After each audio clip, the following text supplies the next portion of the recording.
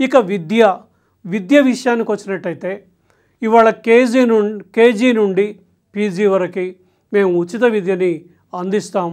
ప్రభుత్వ విద్యారంగంలో చేరండి, ప్రభుత్వ పాఠశాలల్లో చేరండి, ప్రభుత్వ కళాశాలల్లో చేరండి, ప్రభుత్వానికి చెందినటువంటి యూనివర్సిటీల్లో చేరండి, మేము ఉచిత విద్యని అందజేస్తామని చెప్తా ఉన్నారు.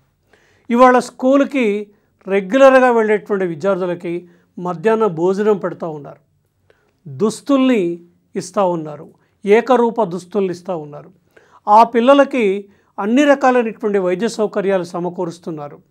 వైద్య సౌకర్యాలతో పాటు ఉచిత పాఠ్యపుస్తకాలను ఇస్తున్నారు.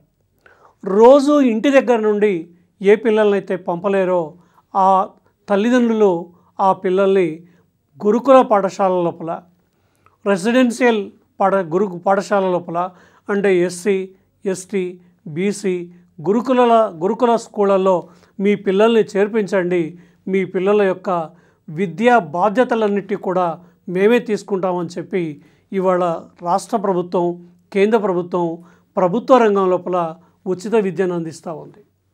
ప్రభుత్వ రంగంలో ఉచిత విద్యని అందించడంతో పాటు హాస్టల్స్ని ఏర్పాటు చేస్తుంది. ఎస్సీ హాస్టల్, ప్రతి మండల కేంద్రంలో ఎస్సీ, ఎస్టీ, బీసీ హాస్టల్స్ ఏర్పాటు చేశారు. రెసిడెన్షియల్ పాఠశాలలు ఏర్పాటు చేశారు, గురుకుల పాఠశాలలు ఏర్పాటు చేశారు. ప్రభుత్వ జూనియర్, ప్రతి మండలానికి ఒక జూనియర్ కళాశాలను ఏర్పాటు చేశారు, డిగ్రీ కళాశాలను ఏర్పాటు చేశారు, యూనివర్సిటీలను ఏర్పాటు చేశారు.